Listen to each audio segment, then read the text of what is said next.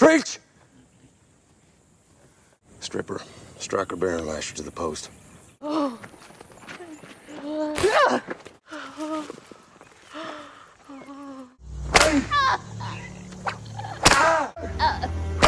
devil!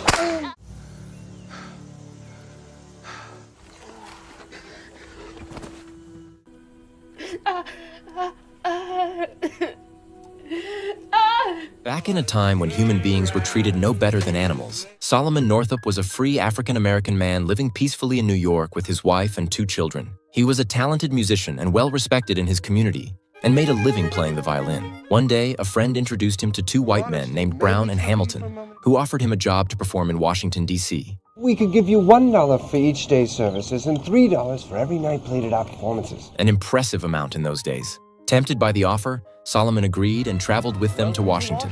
That night, they all went to a restaurant for ate and drank. Cheers. Cheers. Cheers. But the next morning, Solomon woke up in a dark cell, his hands and feet chained. He quickly realized that the men had drugged his drink. Soon, 2 strangers came. I'm a free man. But they accused him of being a runaway slave from Georgia, not a free man from New York.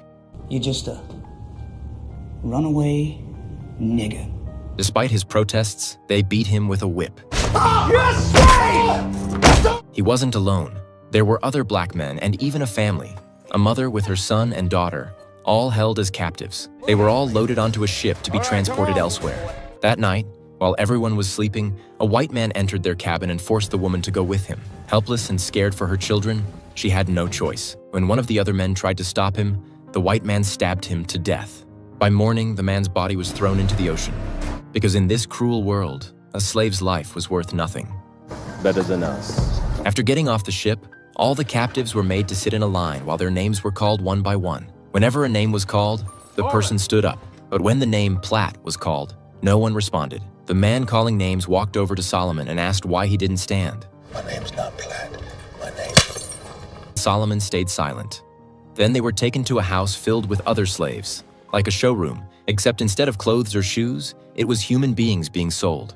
They were stripped completely naked, men and women. Bidding began, and a man named Ford bought Solomon and also purchased a woman who had 2 children. She begged him to buy her kids too, promising to serve him for life. So Ford tried to buy her daughter, but the seller refused. No, I cannot sell the girl. Because she could fetch a much higher price later. The mother was torn from her children, crying in agony, but no one cared. If Ford sounds cruel, he was actually one of the few white men in the film who showed any mercy. Now Solomon's name was changed to Platt. No one knew his real identity. One fellow slave warned him to never reveal he was a